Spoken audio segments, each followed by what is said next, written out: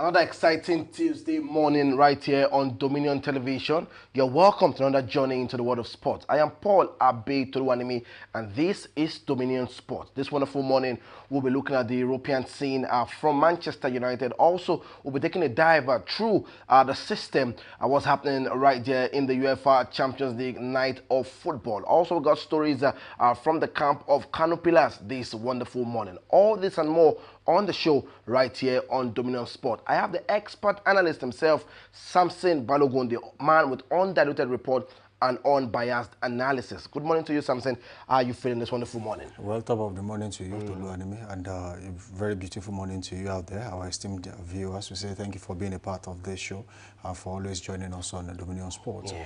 And it's really nice to be back here to talk sport on this. This is what we do. We dissect and analyze basic things happening in the world of sports. Sit back, relax. There's a lot to talk about on this show today. All right, there's so much to talk about on the show today. Yesterday, if you watched the show, I said I was going to take a dive into the bet certificate of the expert analyst himself, Samson Balogun. And trust me, he's not Nigerian. He's actually from Tanzania. So anytime you see him, mention patriotic Nigerian or whatnot, he's not from this region. He's from Tanzania, just so you know. I'm talking about you now. I took your bet certificate research, and I know that you are not Nigerian. Tanzania. You're Tanzanian. Yeah. Right. All right. Let's take a camp. Let's take a dive into the camp of the Kano Pillars this wonderful morning. And we got a report earlier yesterday that Kano Pillars have suspended technical advisor Ogenye Evans and chief coach Ahmad Gaba Yaro following a poor start to the MPFL season. 2 wins, 2 draws, and 4 losses. Former captain Gambo Mohammed takes charge on interim basis. The house of Kano Pillars is not settled. Yesterday you said it's no more, the Pillars is the crumbling Pillars. Right now, this is the situation of Kano Pillars at this point in time. Samson Balogun.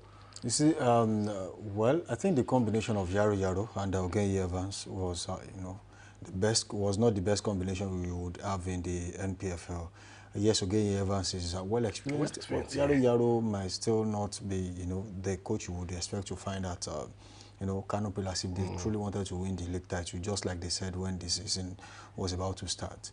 But this, as it has come to our notice, that both have been suspended. I don't think it should be suspension. This is one of the reasons I've always, see, some things are not done the right way. I agree. Have you sacked these people? Yes, let them go. What suspension? I mean, you don't suspend the coach. It's either he's in or out. So are you saying if you suspend him now, is he going to come back again? I mean, have you heard of Evangelo? He has sacked 2 coaches in the space of 2 or 3 months. That's Evangelos Marinakis of Nottingham Forest. Yeah. I don't think you ever heard that he suspended any of these coaches. He just told them to go, and they left. And they are also working with other teams now. So suspension for me is not the ideal language to use at this time. It's either you tell them, oh, we have parted ways with these people. You might not want to use the word sack. Well, we have decided to go our separate ways by mutual consent. These are things we get to hear in the world of football. But it is totally unreasonable and unfounded to say you have suspended a technical advisor and a coach of the team. I mean, that is another level of, from an Ahmed Musa that should know better. It's another level of mediocrity from their end, which should not happen. And Gambo Mohammed, well, I've not seen on his CV, I don't think he has anything to say he's a coach. Yeah. But he has been an ardent follower of the team since he retired. Yeah, a former Super Eagles, striker. Yeah. Played in the Super Eagles for a few games. And, fantastic player, very good striker. A striker for Kano Pillars at some point. He was a teammate to Rabiu Ali Pele, who is still the captain of the team. So I think it's just a stopgap arrangement until, a suitable coach is found. Don't forget, we still have some coaches who are still out there that are still without a team as we speak. Yeah. Former Shooting Stars coach Gbenga Ogunbote is still there. So there are so many other coaches out there aside from Gbenga Ogunbote. So we might just see some coaches who, because of what's going on in the MPFL, have decided to take up jobs in the NNL or NLO, might just step up and then come and do something. Don't forget, coaches like Kennedy Boboye also took that step many years ago. So we could see, something like that in recent. But for Kano Pillars, well, they needed the change. The result was not in favor of the team, and they needed to do something. So is Gambo Mohammed the change they need to, revive back at the Kano Pillars that we know? Well, as I said earlier, there's no proven track record that Gambo Mohammed is a coach. Come on. And even if he's a coach now, there is no track record that he is the coach they need as a team. Because, you know, your precedents, what you have done before, your antecedents will always precede you anywhere you get to. And I don't see that with Gambo Mohamed. I don't think he has anything to prove that he is the coach that they need. But as I said earlier, it's just a stopgap. It's a temporary arrangement until a new coach is found. So let's now see how many games he will be allowed to take charge until they decide to bring in a coach. And, you know, there are so many coaches out there who are still without a team. And just recently, Kennedy Boboy, who was on the market, just got a job with Bendel Insurance. You still have Gwenga Ogbote, who left Shooting Stars last season without a team. And we still have some of them, like Paul Ofotu as a team in the NNL might just decide to take the leap and then come to the MPF. But as things unfold, maybe after one or two, the next two games for Kano Pillars, they might have decided who to bring on board as a coach. All right, that's the situation with Kano Pillars, the MPFL side. We hope for the very best with Ahmed Musa's team, you know, going into the season. Let's take more stories still coming from the local front this wonderful morning. CAF forecast $113 million profit as Morocco prepare for AFCON 2025. The 2025 African Cup of Nations AFCON, set to be hosted in Morocco, is expected to become the most financially successful edition in the history of the tournament, with the Confederation of African Football projecting a record profit of $1.2284 million.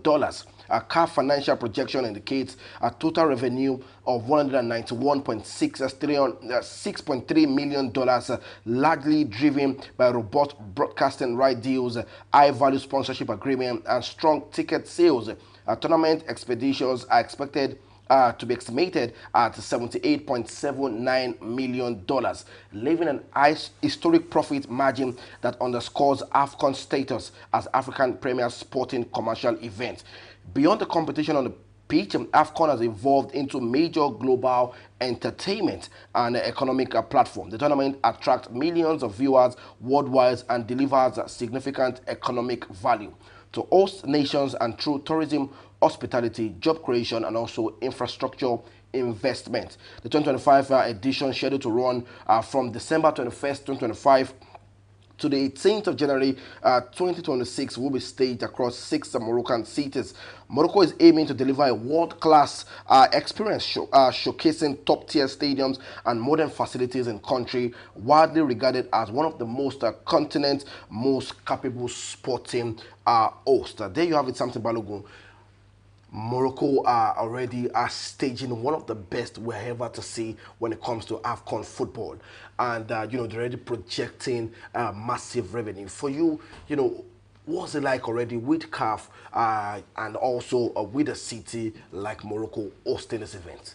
You see, one of the things Nigerians have failed to understand or implement is the business angle of the game of sports, and most especially football.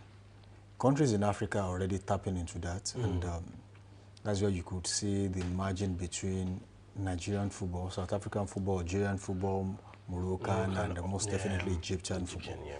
They play differently to what we see. And the quality of their league and the quality of players that are found in that league, you know, is enough testimony as, you know, you get to see them in their national teams. They are not even scared to put them in the team, not to talk of putting them in the starting 11. So what that tells you is that they know the quality of players paraded in that league. One, most of the times, all these players are well paid. So if you compare how much they earn locally to what they will earn when they travel to, you know, lesser leagues, it is almost the same. So they ask themselves the question, why should I go to Lithuania? Why should I go to Albania when I can earn as much in Egypt, in South Africa, in Algeria, in Morocco? I'm citing those 4 countries as an example because they stand out, especially the North American teams. The only team from the southern part or country from the southern part of Africa is South Africa that you already, you know, is in that league. Now, what I'm trying to drive at is Morocco is hosting a competition and they're already thinking about the revenue, not just hosting. If you look at the quality of facilities they have available, I mean, South Africa came to play in Nigeria and they were complaining about the quality of our own pitch. That pitch that we considered to be one of the best in Nigeria. Yeah, I agree. They were complaining about it. So that is just for CAF competition preliminary stage. So how much more of you they want to host a CAF Champions League final here in Nigeria? What will happen? Most of the time, the last time they did, RS Bakeni came to Nigeria, they had to play in Uyo, the Nest of Champions, because they felt that was the only stadium that could give them quality of the turf. They were not minding how much they will make and how many people will come and watch the game. Yeah. So if they were thinking of how many people would come and see the game, they probably would be considering places like Lagos, places like Ibadan, where there will be large turnout. Maybe Kano too. Kano, yeah, true. Not even Abuja. Abuja is not there when it comes to turnout. You just mentioned the key places now. Even if you throw this, the stadium open, you still not get the kind of entry you expect. So most times the state government will have to foot the bill and pay for all the tickets. Even if they do, there are still empty spaces in the stadium. Let me start an instance. When the Flamingos, when they came to play in Ibadan, you saw how filled up the stadium was, even though the government declared the stadium open. But still in some places in Nigeria, even if you say everybody come for free, we are even going to pay you to come for free, people will still not come. True. And the little will come, they will be scattered everywhere. Now, they are thinking of, let's do business. We are hosting, boost our economy, 100%. The country is making money off that. They know they are definitely going to recoup how much they have spent on hosting the competition through what you are bringing into the economy. Thousands and millions of US dollars will be spent by teams coming. CAF will invest in that country. So meaning that the government, no matter how much they spend, economically, they are in terms of growth, they are going to get it back. Now, for teams that are coming, for teams that are going to win the competition, they're already thinking of how do we raise the bar to make sure that this is the best ever competition ever hosted. I mean, talking about AFCON, ever hosted when it comes to history of Africa, in terms of how much earned. They are thinking about that already. That shows the intent that people are already keen into how do we make money off the sport that we have passion for. We are not doing that here. And it's just a pity that so many African countries are not doing that already. Kule Shoname, a old chairman of a football team in Nigeria, came out to say, look, yes, I have the money, but we still cannot compete with some teams. I mean, it's just an indication that we are so poor at this time. He's one of the people that have understood the business angle when it comes to sports. Yet he complained about the quality of players that we have, about the quality of our league, and how we can compete with other teams. He's practically telling all the other teams, yes, I am doing it. Even with what I am doing and a few other teams, we still cannot retain our best legs. If you check the list of players for Remo Stars last year, they lost a sizable number of players. About 7 or 8 of them had to travel. Sadiq Ismail was one of them. John Nduka, Ifeanyi Anamena, who is now with Kun Khalifa. So they lost a lot of players. But they were able to bring in some players. And even at that, the synergy is no longer there because, the key members of the team are not there anymore. So if we can retain some of our best players, invest in sports, and then make the money back in the long run. So that's where the Morocco issue comes in now. Now, so my question for you quickly before we move away from this story is, what lesson can other African countries, learn from Morocco approach to sport and event management? You see, it's not just Morocco. We are just talking about Morocco because Morocco is hosting the AFCON 2025. Let's talk about all other countries who are already in this circle. If you look at some of these, I spoke about something the other time. I said, most of these African countries are buying qualification for their team. How are they doing it? They are hosting the competition. So if you are hosting, automatically you are going to be a part. So you are not going through those phases. Will Morocco play qualifiers for the AFCON? No, they are hosting. If South Africa hosts, will they play? So that's why they have been consistent when it comes to participation. Because they are hosting the competition. I'm not saying if they play qualifiers, they will not qualify. But that takes away the stress. So by the time all you are playing qualification series, they are looking at what exactly will they do to make sure they are in shape for the tournament. Take, for example, when South Africa hosted the 2010 World Cup. South Africa, when they hosted the World Cup. Yeah, the World Cup. So while other teams were preparing, other African teams were going through preliminary stages, playing qualifiers, they were already building an army of players that will do well at the World Cup. Yes, they did not do as much as people would expect because of the caliber of players paraded in Africa. But they showed why they were at the tournament. They were the first to score the first goal of the tournament on their own home soil. That was Sifiwe Shabalala getting that fantastic goal out there. So they were able to make a statement. So if other African countries want to join the league of these 4 countries, what they have to do is to provide infrastructure. When you provide infrastructure, don't just provide and then leave it. How about maintenance? Most of these countries we see, when they give a contractor a particular job, you are building this facility. Then you also have a residual contract of maybe 5, 10, 15, 20 years. Maintenance is there. You keep maintaining because you built. So you have the idea of what you have to do in this facility. So you keep maintaining. So here we just, once the contractor hands over to the government, then you bring your family members to come and maintain the stadium. And then you start seeing weed growing on the field. You bring your cronies, your friends, someone that knows absolutely nothing about pitch management to come and handle the situation. I was so sad and livid at the same time when I was at the stadium and they told me, as big as that stadium is, there is no water. So someone has been contracted to bring water to the stadium through tanker, another avenue to make money and siphon money. Okay. So one tanker that is meant to cost about 15, 20,000 naira, that person takes about 100,000 naira to bring one tanker of water, which is not even available. Enough. It's not even enough to wet all the pitch at a go. So they might be needing 2 or 3 tankers to do that. So when you do all this, are you telling me that the whole of that area, the expanse of land where that stadium is built, there's no way you can drill a borehole? So the state government cannot provide water. I mean, the water system in the state is no longer active. So you cannot provide, the water cannot be channeled to the stadium. If at all that place is, in terms of landscape, is not good enough to get water. See, we are just a bunch of people who deceiving themselves. And, you know, we lie to ourselves so much that we begin to believe in our own lies. And then there's a certain saying out there that says, only a person who is not in his right senses will lie so much that he begins to believe his own lies. So when you believe your own lies, you start living in it, and then you begin to believe that, oh, you are doing the right thing. Unfortunately, you are on the wrong path, but you think you are doing the right thing. People will be looking at you. I mean, there are so many other things we could have done. But if we cannot build infrastructures, how many CAF standard stadiums do we have in Nigeria? As we speak, only in Ibadan now, which was passed, which I know that, you know, the Lagos Salami Stadium is still not up to par. It was patched.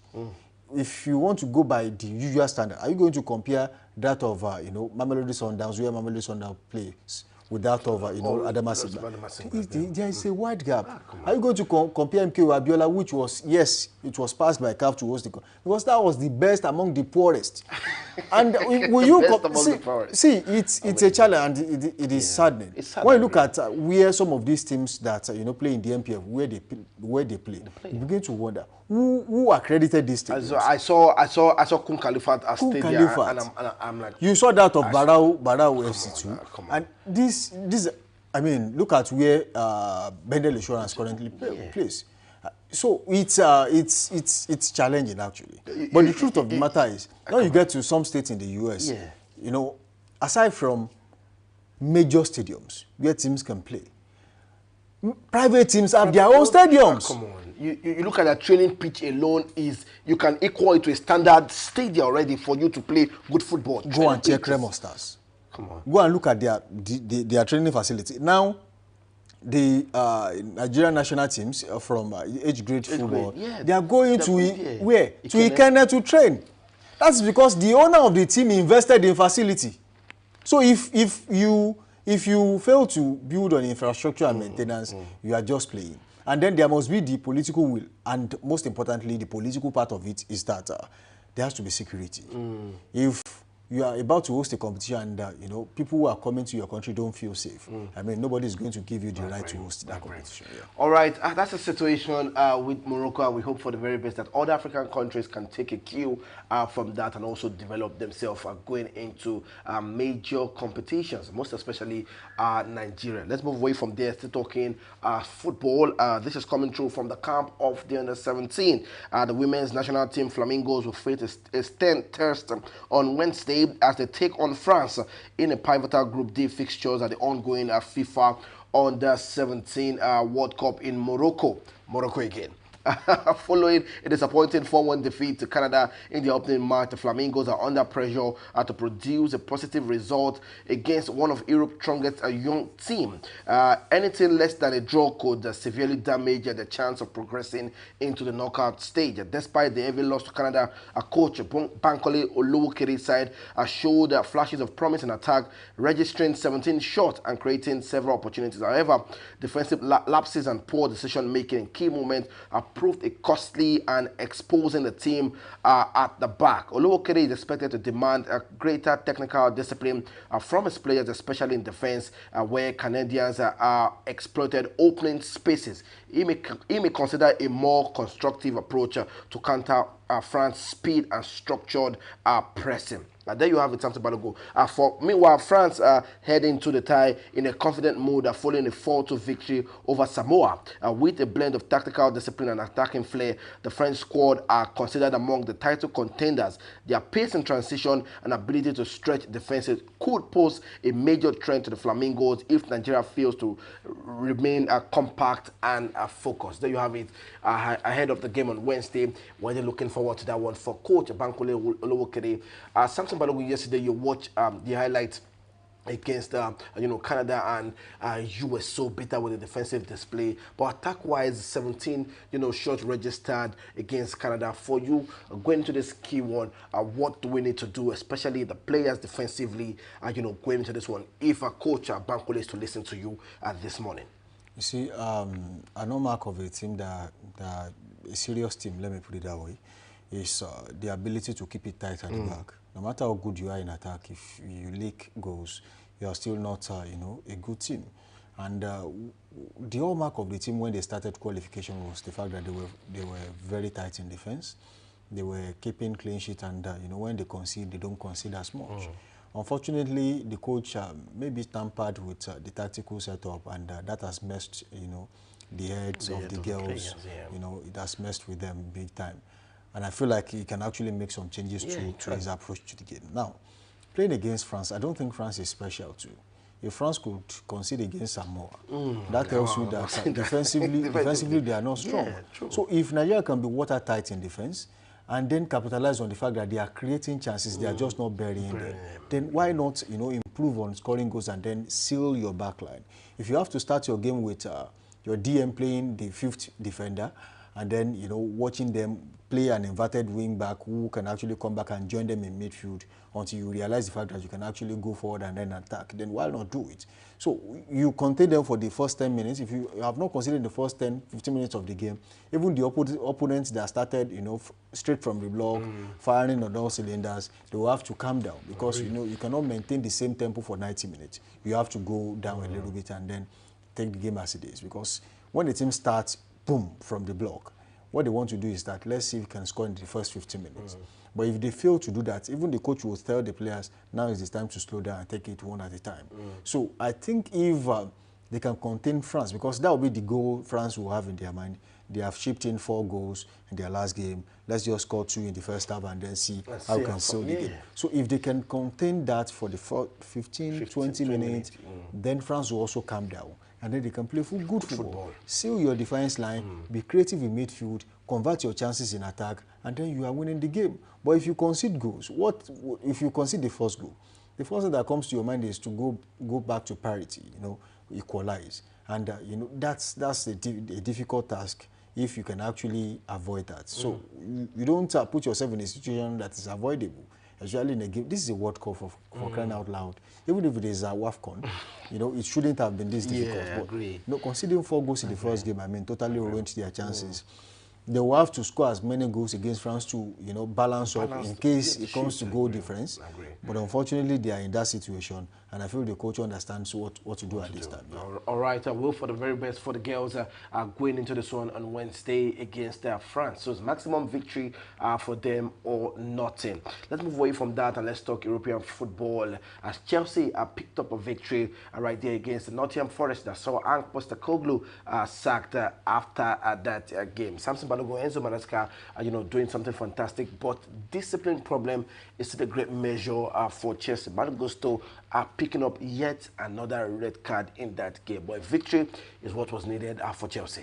You see, I don't know where that is coming from, obviously, and honestly, because I do not know how a team, gathers that momentum to become so indisciplined in every game. If it is not the coach, it is one player getting booked twice. If you can get booked twice in the same game, shows your level of insensitivity to the game. I agree. And that means that the coach has not really done a good job in terms of keeping the players' mentality in check. Cool, yeah. But it's not really about the coach. Do they have a psychologist in the team? I mean, the first thing for you to tell your players when going to a game, especially in this situation, is keep your heads down. Keep it cool. Play your game. Stop complaining. Do your job as it is. And then when you know that this is not a go-bound move, there is no point in committing a cynical foul. I mean, these are things you tell the players. But unfortunately, you know, you see Chelsea players just for complaining when you shouldn't have. I mean, you are not the captain of the team. What is, as long as Rui James or any other Enzo Fernandez, or any other player, highest ranked player is on the field of play and has the armband, you have no responsibility to meet the referee and complain about anything. You know the rules. You know the rules.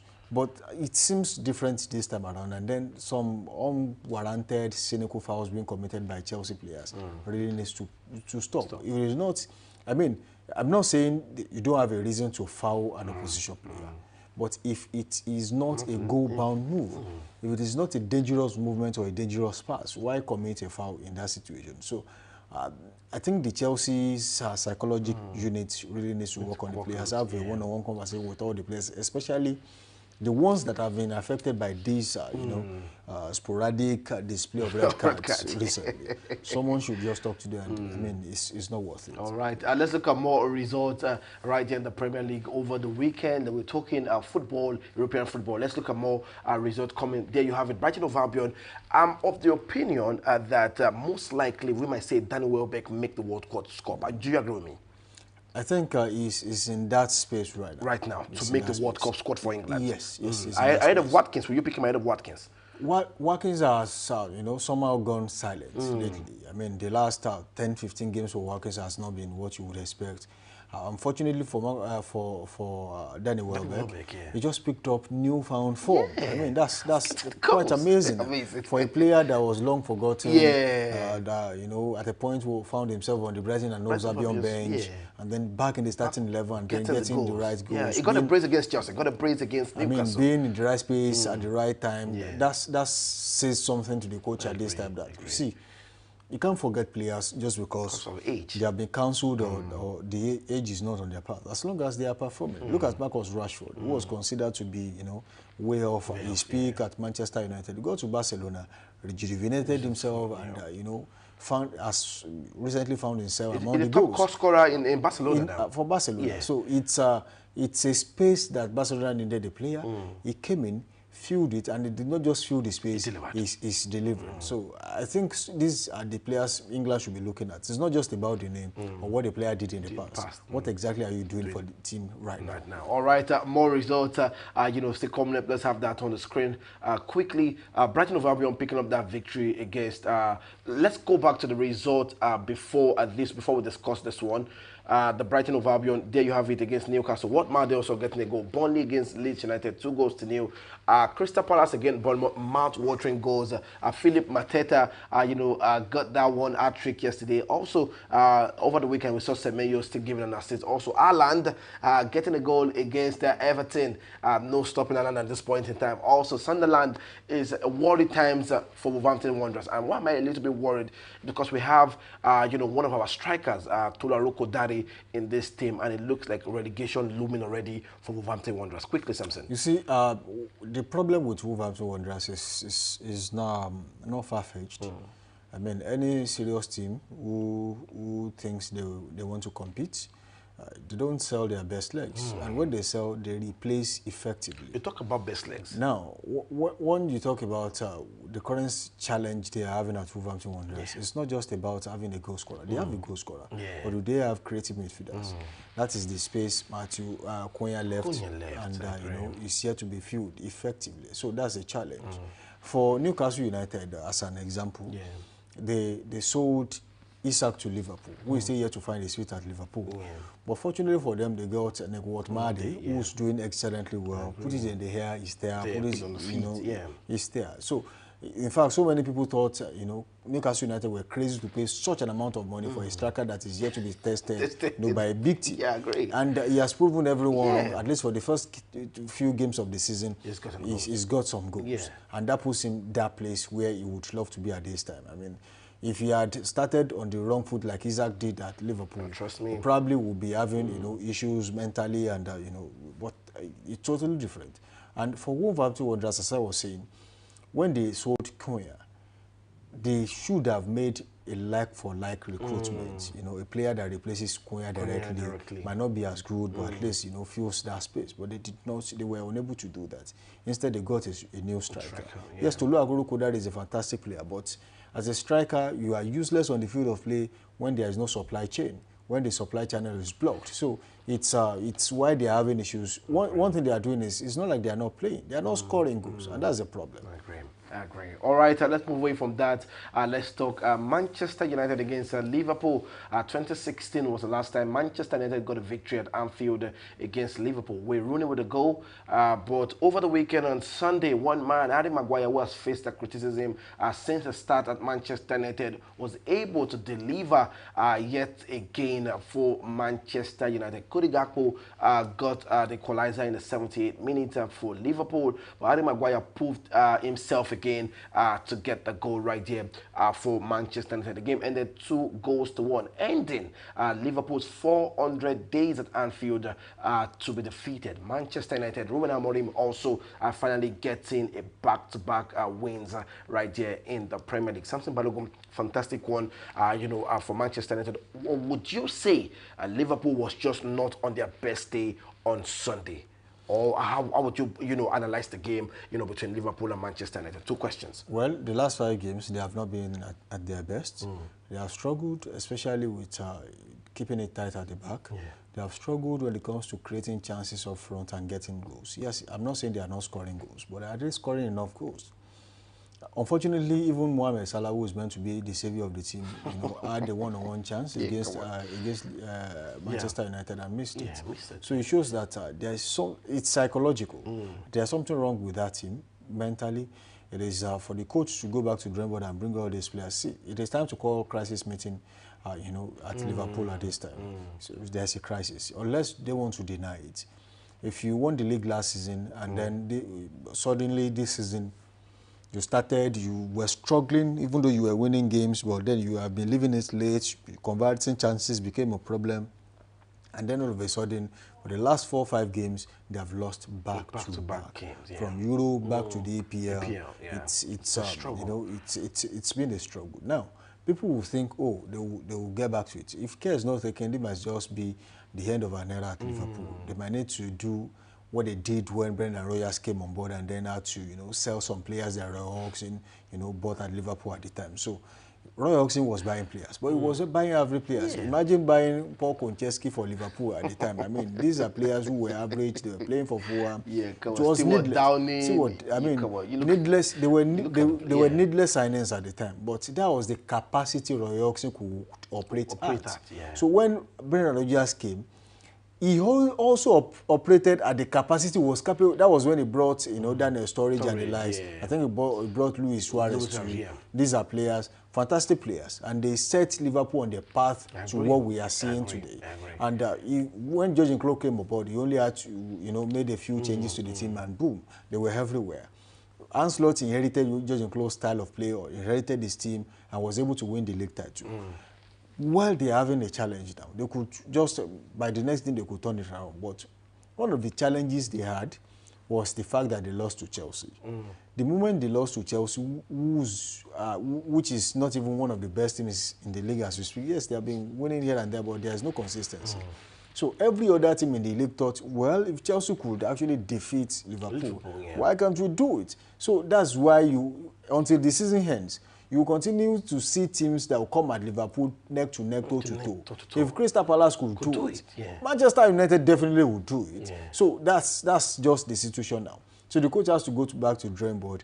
What made Liverpool think was their fierce attack. They had quality players there. Quality. But when you look at the attack now, especially from the flanks too, you have Isak, who is not getting it right at the point. You have Cody Gakpo, wasn't even a starting member of the team last season, was always coming in and out of the team. But unfortunately, they had to sell a Luis Diaz that was filling the space of, Sadio Mane in the team. And was doing it properly. He was doing it properly. He had to go. He left for Bayern Munich and they are enjoying him at Bayern Munich. I agree with that. So if you don't know how to keep your best legs, people will buy them and then enjoy them. So it's a chain of errors committed by. I mean, who is that defender in the APL that will be jittery when seeing Ugo Ekitike? They don't even know the name. I mean, that's the level they found themselves right now. Isak is no doubt one of the best, strikers in the EPL as we speak. But will he be able to transfer his performance from Newcastle United down to Liverpool? He might still get it right, but it might take long because he started on the wrong foot. Take, for example, when Fernando Torres left Liverpool and joined Chelsea. He could not transfer the same form to Chelsea. And he struggled so bad that people had to cancel that debt by saying, look, because you scored against Barcelona, that goal has paid all your debt. That for you to... It looks like on the cross now. I mean, so they wrote him off and he delivered at the point, just gave them one goal that silenced everyone. So till today, people still consider Fernando Torres to be one of the worst signings at Chelsea. But he's sitting on the fence. Some will consider him the worst, some will consider him not that bad. But for Isak, it's a challenge. For Liverpool, it's a challenge. The coach really has to see how he can make all these players work as a team. Otherwise, they will continue to get plunged into the crisis they are in now. All right, let's look at more results before we look at the fixtures in the UEFA Champions League this wonderful morning. We also have a story from Sean Dyche being the Nottingham Forest new manager. But let's have more results from the Premier League before we wrap up the show. All right, it's a fantastic victories back-to-back. Also, Aston Villa against Tottenham Hotspur. Unai Emery getting the victories, back-to-back victories also for Aston Villa. More result from the weekend. Fantastic one also. Brighton of Albion, Newcastle. And, it's just fantastic, victories right there. Arsenal also picking up a victory against Fulham, 1-0. Leandro Trossard, Manchester City against Everton. Haaland also getting the victory right there. Let's look at the table. What is it like at this point in time? Santos Balogun, there you have it. Arsenal topping with 19 points after 8 games. Manchester City look like a team we need to look forward to, chasing the tail for Arsenal. Bournemouth also fantastic, still remaining right there. Liverpool, Chelsea Sports. Also, bottom of the table, you have Nottingham Forest, West Ham, and Wolverhampton Wanderers. Massive struggle right here for this team. But quick one, let's talk about Arsenal, Manchester City. Do you think Arsenal can still remain on top of the table till the end of this year? I think we're having a repeat of what happened 2 seasons ago when Arsenal was so close to winning the league. But unfortunately, they faltered towards the end of the season and Manchester City took over from them. You see, if for me, I do tell people that, write Manchester City off at your own peril. I mean, when it comes to the league, Pep Guardiola is one of the masters of the league. He knows exactly what to do to win the league. And this time around, he's doing it differently. They are not making noise, but they are getting results. I mean, how do you say they have not been in the news, but they are second on the log? I mean, it's really been... The only thing you have had this season about Manchester City is probably Erling Haaland scoring goals. So you have not really heard about how well they are performing, the kind of beautiful football they are playing. He knows he doesn't have the Kevin De Bruyne of this world in his team anymore, but he has some players that are delivering. One way or the other. They have struggled, yes. They have had issues, yes. Some players have left, yes. But are they getting results? Absolutely. Definitely, yes. So that's just 3 points. Just 3 points behind Arsenal. The moment Arsenal loses a game, you find Manchester City just above them. It is so close that just 3 points, which is just one game. When it comes to goal difference, it is just one goal. So it means that even if Manchester City plays Arsenal today and defeats Arsenal, Manchester City was already ahead of Arsenal on the log. So it means their fate is in their hand. The 3 points is already in their pocket. So if they like, they will throw it away. If they like, they will just get it back from Arsenal. But when you look at how they have won games on the bounce, they have made a difference. And there is a distinct difference between the teams who are in the first two and the remaining teams on the log. When it comes to goals, look at the distance in terms of goals. For Bournemouth, they have +3. For Liverpool, they have +3. But when you check Arsenal and Manchester City, 12 and 11 goals. So even if they are on the same on the log, the same number of wins and draws, they are still way ahead of them in terms of goals. So when a great team, a serious team that wants to win the league, one of the things you should look at, especially when we are contesting to win the league, one thing you look at is, yes, are we getting points? Yes, are we scoring enough goals? If it goes down to goals, we will be able to compete. That's the situation. They know that already. They are converting as many chances as possible. It might just be about goals at the end of the day. I agree. All right, let's move away from this and let's take the fixtures for the Champions League night of football because of our time. Like I said, Sean Dyche already named Nottingham Forest manager for 20. It's going to extend for 2027. All right, let's look at the fixtures in the UEFA Champions League coming thick and fast this wonderful Thursday evening. All right, we have Barcelona against Olympiacos, we have Karat against Pavos, we have Arsenal against Atletico Madrid, we have Copenhagen against Borussia Dortmund, we have Bayern Leverkusen against Paris Saint-Germain,